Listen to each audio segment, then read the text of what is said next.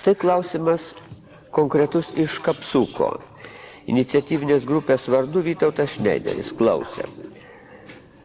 Kapsuko maisto pramonės automatų gamyklos Sąjūdžio rėmimo grupė klausia, kaip įtikinti gamyklos direktorių duoti salę susirinkimams.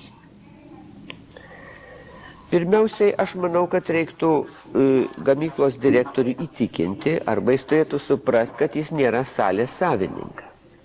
Taip pat kaip jis nėra gamyklos savininkas. Gali būti, kad tą direktorių suformavo jo tam tikras pažiūras, praėję dešimtmečiai, jis galbūt linkęs diktuoti, nesiskaityti su savo gamyklos žmonėmis ir reikia atkreipti jo dėmesį į tai, kad dabar laikai kitokie, kad ir gamyklų direktoriai dabar jau renkami ir jeigu jis neras bendros kalbos su savo gamyklos kolektyvu, tai galbūt jie išsirinks kitą direktorių. Kitaip sakant, įtikinti aš manau galima, bet tą reikia daryti demokratiniais metodais. Nors direktorius galbūt veikia ir nedemokratiniais metodais. Bet nereikia iš jo imti pavyzdžių. Čia vėl klausimas, kad daugelis įmonių įstaigų